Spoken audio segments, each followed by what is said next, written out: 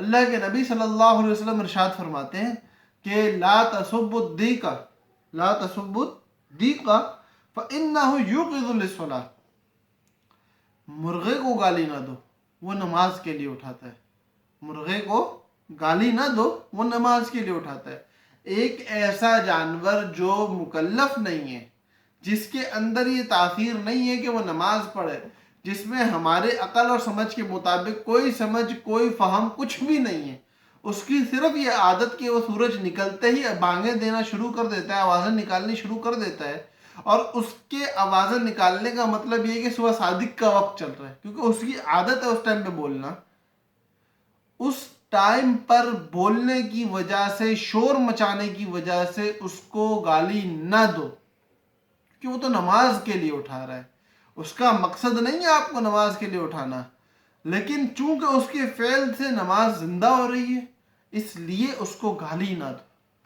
تو جس بندے کا مقصد ہی آپ کو نماز کے لیے اٹھانا ہو، جس بندے کا مقصد ہی آپ کو دین کی طرف بلانا ہو، اس بندے کی کتنی عزت ہونی چاہیے، اور اس بندے کے مقام کو کس طرح رکھنا چاہیے ہمیں، کہ ایک جانور سے بھی گری ہوئی ایک چھوٹا سا پرندہ جس کو آپ دوپہر میں شاید پکا کے بھی کھا لو گے، وہ جب آپ کو نماز کے لیے بلا رہا ہو تو اس کے لیے تو اللہ کے نبی یہ فرمائے.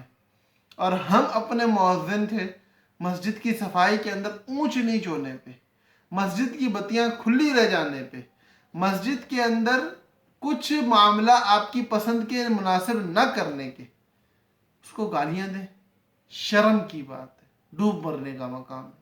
اللہ پاک ہمیں ان عظیم لوگوں کی قدر کرنے کی توفیق عطا فرمائے. کل قیامت کے روز جب ہمیں یہ بڑی بڑی گردنوں کے ساتھ الگ نمایاں نظر آ رہے ہوں گے نا، تو ان کے کام پہ رشک ہوگا. تو اللہ پاک دنیا میں ان کے اوپر رشک کرنے کی، ان کی عزت کرنے کی، ان کی تعظیم کرنے کی، اپنے بچوں کو یہ بتانے اور سمجھانے کی کہ یہ مؤذن بہت بڑے انسان ہیں. جیسے ہم ایک بڑے ڈاکٹر سے، بڑے آرمی آفیسر سے، بڑے انجینئر سے اپنے بچے کو انٹروڈیوس کراتے ہوئے کہتے ہیں نا کہ ماشاءاللہ یہ تو فلاں فلاں ادارے کے اندر فلاں فلاں مرتبے اور رینک پہ ہیں، ویسے کہیں کہ اللہ کے گھر کے اندر یہ لوگوں کو اللہ کی طرف بلانے کے مرتبے پہ فائز ہیں. کار نبوی کرنے والے لوگ ہیں یہ، ان کی عزت کیا کرو. اللہ پاک ہم لوگوں کو اپنے مؤذنین کی عزت کرنے کی توفیق دے، ان کے مقام کو سمجھ کے ان کے ساتھ معاملہ کرنے والا بنائے. اور گزارش ہے اس چینل کو سبسکرائب کرنا، یہ چینل بھی اللہ کی طرف بلانے کے لیے ہی بنایا گیا ہے.